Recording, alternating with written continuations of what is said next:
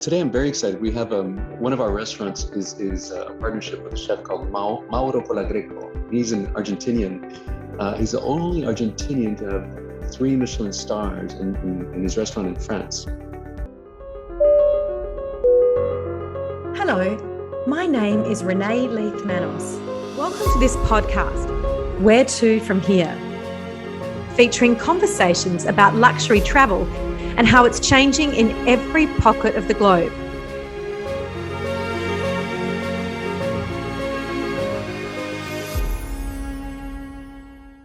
John, welcome to the show. And one of the many reasons that our audience tunes in is to hear on-the-ground reports, if you like, from locations all over the world. And you are sitting in Bangkok. Now, what's happening on the ground? Is it busy? Is tourism back? Give us some insights into what you're seeing at Capella there. Absolutely, my pleasure. Well, it's very exciting. Really, since the end of last year, it's been month over month increase in arrivals. Of course, I would say the fourth quarter of last year is when the government here lifted all of the restrictions, all of the sort of hindrances to get across the border. And it's been, in short, growth. So it's very exciting. The city's busy. We started the year off with a bang. We begin to see other nationalities coming back to Bangkok, many that we haven't seen, obviously, for quite a few years. But I'd have to say mostly our regional travelers are more frequent visitors right now. But overall, very exciting. The city's buzzing. Great to have it all back. Yeah, fantastic. How long has Capella Bangkok? How long has the hotel been open? We have been open since October of 2020. So that's 2 years and almost half.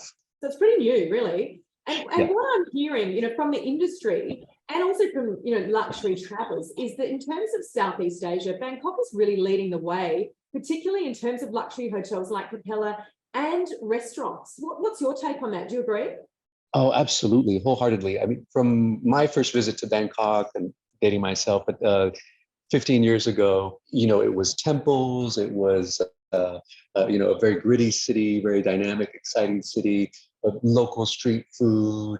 But it certainly at that time did not have, if you will, the cosmopolitan maturity, certainly in dining, but that the added layers, if you will, of destinations like Tokyo and Singapore and Hong Kong. And today it is just a completely different picture. You still have that wonderful base of culture and smiling people and exotic sounds and smells and a buzzing city.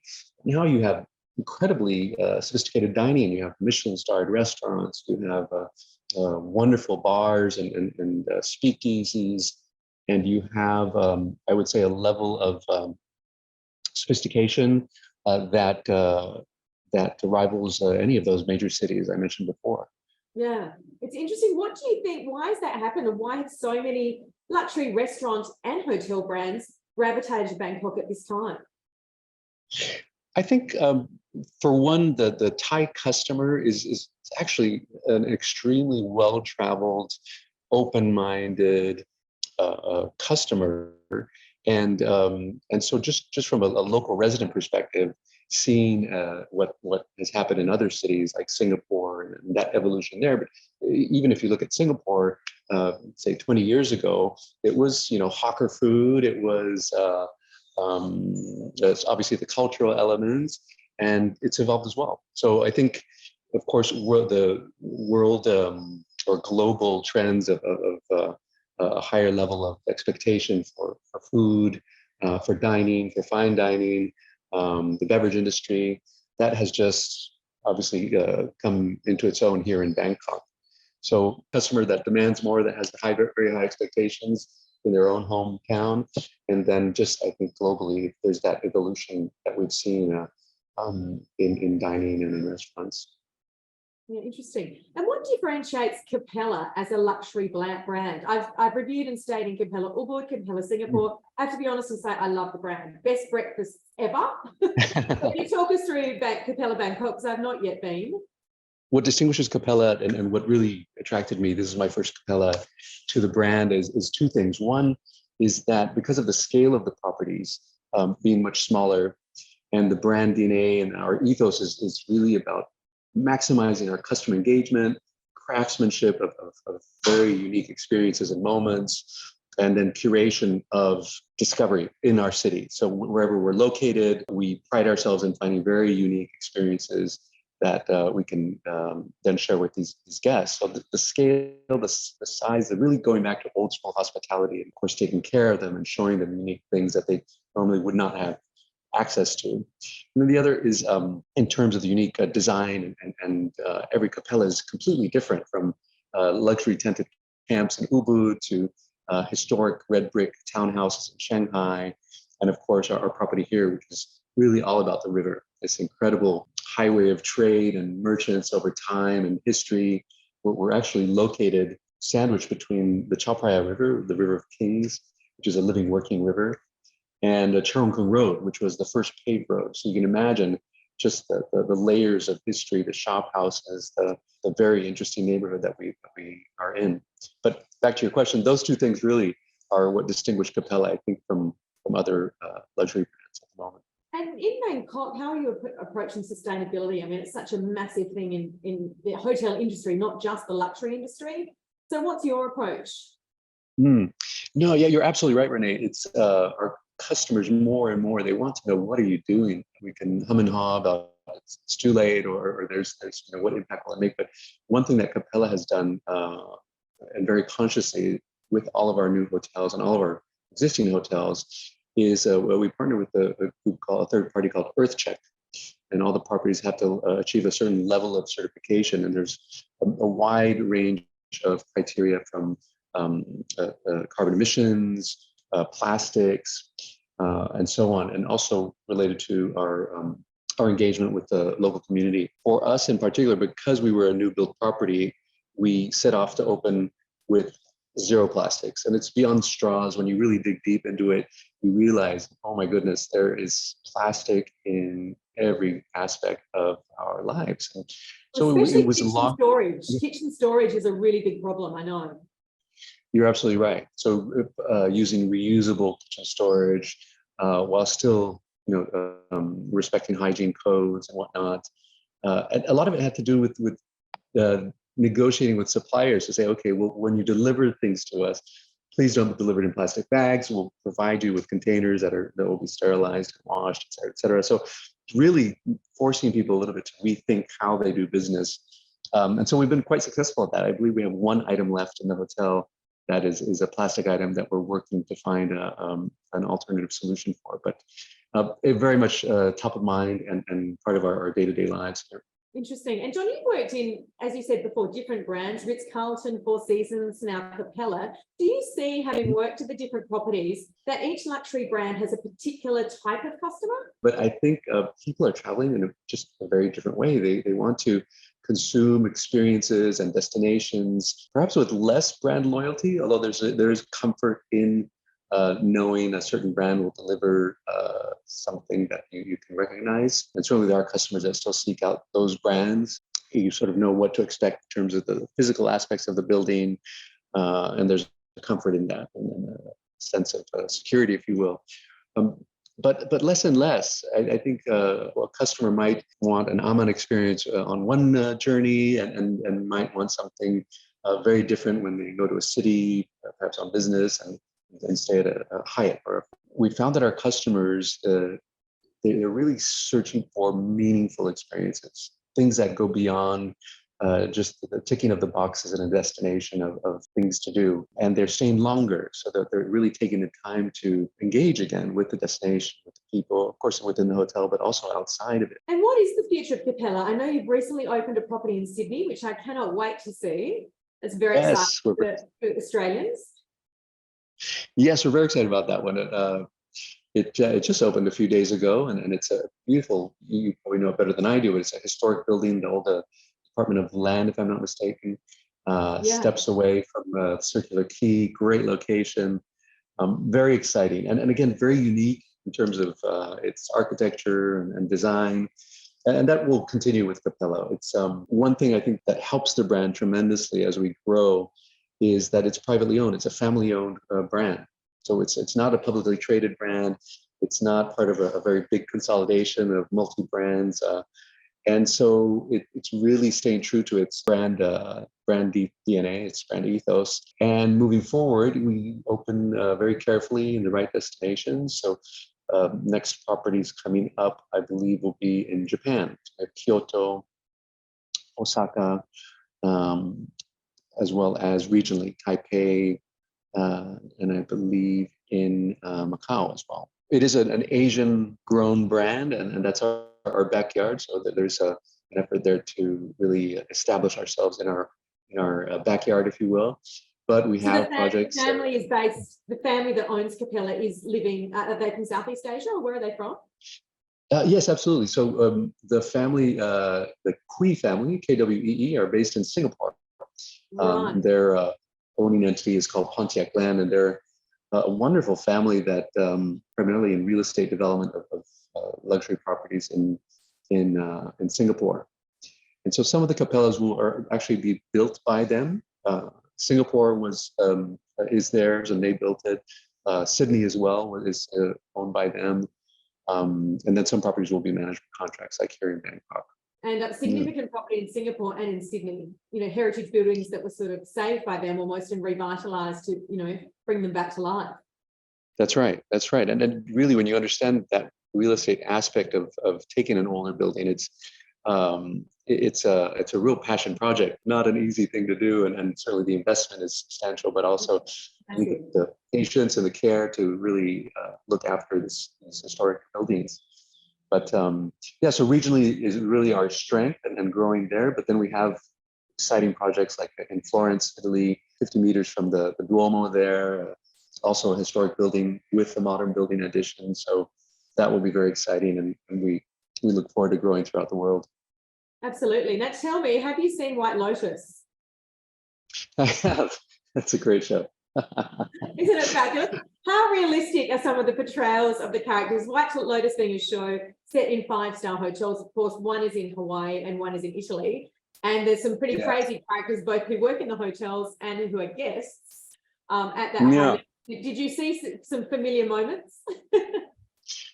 It's funny because when I first watched it, I had this. It just felt it's so awkward, right? You're feeling like, oh my gosh, it's the sense of discomfort in these, very dysfunctional people, and then of course the hospitality people, employees having to deal with that, and it was in many aspects very real. Absolutely, I mean, you have all kinds of interesting characters that come through the hotels.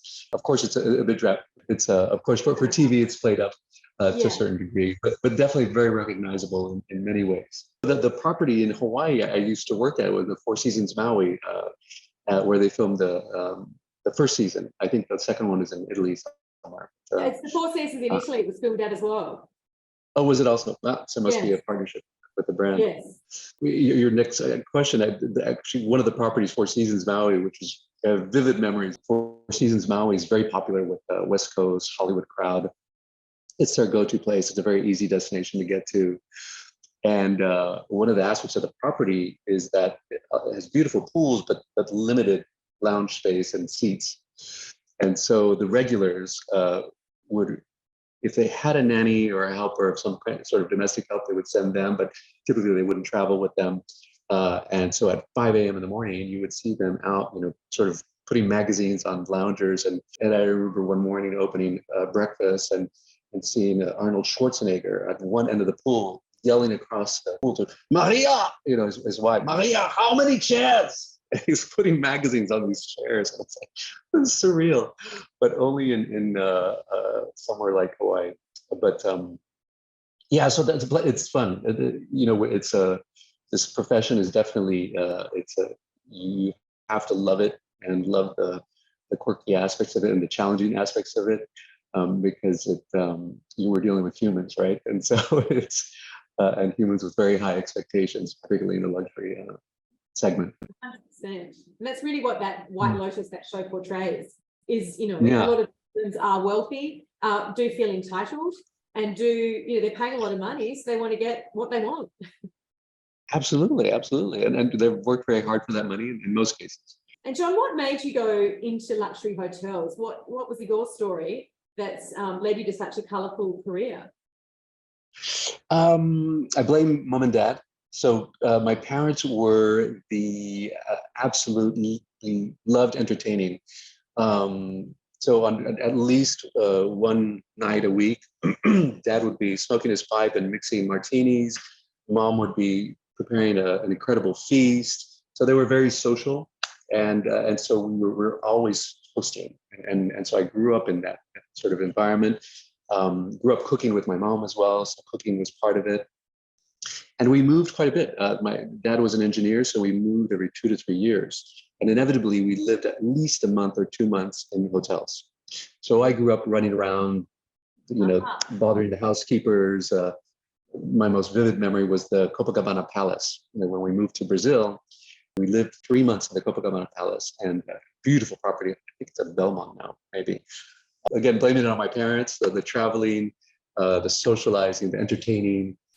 So I grew up with a passion for that. I love meeting people that I have no idea about, trying to figure them out, trying to figure out what makes them click, engaging with them, and ultimately trying to wow them, right? Yeah, absolutely. And you're American, living in Southeast Asia. Do you desire to go eventually back to America? How do you feel? Or are you stuck in Asia now? Is that it? Actually, because of my upbringing, I was actually born in Venezuela, and we lived mostly outside of the U.S. I only returned to the U.S. For some schooling and in college, university. But and I certainly go back to the U.S. My kids are all adults and live in the U.S. But live there full time? No, thank you. I just absolutely love the depth of culture and the discovery of the rest of the world. And so I've been fortunate enough with my career to work in many continents and many countries, and I hope to continue to do so.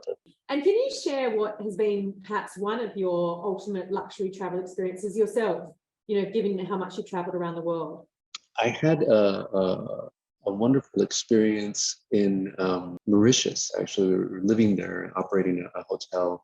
To be honest, it wasn't in a brand. It wasn't in a particularly luxurious setting, but it was a small relay, if you will, or a family-owned hotel in a beautiful little idyllic spot, a little beach. No frills, a genuine sense of care and of the owners and the property and everything they did, the way they cleaned the rooms, the way they set it up, the way they engaged with me and my family. To me, that's luxury, really. It's as much as I enjoy lovely things and seeing, wonderful bed sheets and thread counts and all this, it really boils down to emotion, right? What makes you feel great? What makes you feel connected to that place or destination or to another human being? So it doesn't sound very sexy, but that one experience in Mauritius was absolutely amazing because of that. Wow, I want that. But also, might I add, Mauritius is absolutely beautiful. It's just an idyllic location, the culture, everything about Mauritius. I agree. It's kind of luxury, like no matter what you do there, because it's just so unique. It's a location. It is. Very low key, but quite stunning. Yes. And I think Mauritius as well has that unique mix of cultures, right? You have Chinese, you have the Creole, you have the Franco-Mauritian, a bit of the Dutch, and it makes for a funky experience. And it's close to, East Africa, and it's it's fabulous. I've been there a couple of times on the way to Africa, so it's it's a great stop for Australians, of course. Absolutely, and of course, South Africa is right there. We would take trips to Cape Town, and just driving out of Cape Town is such a wonderful experience as well. We went into the front shop, into the wine regions. Really a wonderful destination as well. It always amazes me with wine regions, because being Australian, they're very much an integral part of our culture. The actual wine tastings. And I remember in Franschhoek, they had like a piece of paper and you paid for the wine tastings, and they had them all on the surface of paper explaining what they were. It was quite formalized. In Australia, it's just like, hey, you want a red or a white, and choose from these four. It's interesting culture, isn't it, how different countries do that? It is. I think it might be because in South Africa, it's mostly Germanic, I believe, winemakers that went there. There's some French, but so maybe they have that structure right there. Yeah. I think that's the only thing I really miss with all the time that I spend in Southeast Asia are the really fabulous wines and the price of them, because as you know, it's very expensive to enjoy wine and champagne in this part of the world. You're absolutely right. I spent 3 years in Portugal managing a property there just outside of Lisbon, another country with amazing wine, most of which doesn't get exported. Most of which is just drunk in the country, incredibly inexpensive. You need to get out every now and again, get out of Southeast Asia to eat and drink. And then, not that the food, I mean, the food and everything's amazing, but it's just the alcohol culture is a challenge. Yes, absolutely. Well, John, it's just wonderful to speak with you. And we ask all of our guests where to from here. You might want to talk about your day or what you're doing next or a trip you've got coming up, anything you like. So where to from here? Yes, today I'm very excited. We have one of our restaurants is a partnership with a chef called Mauro Colagreco. He's an Argentinian. He's the only Argentinian to have 3 Michelin stars in his restaurant in France. And it's in this tiny little village called Menton, very close to Monaco, Liguria, but it's in France. And he's an amazing guy. And we partnered with him in our restaurant here, which has 1 Michelin star called Côte. And he's in town for 2 days. And so whenever he's in town, it's always a treat because he prepares an amazing meal. And so I'm going to head off and see him now and enjoy some good wine. Lucky you. Fantastic. Well, enjoy lunch. Thank you so much for taking the time to speak with us. And I really hope to come and see Capella Bangkok really soon. Please do. You're welcome. Anytime. Thanks so much, John. Thanks for your time. You're welcome. Bye-bye. Don't forget to subscribe here and follow us on Instagram and Facebook for regular travel updates. You can also hear our episodes on Spotify and Apple Podcasts.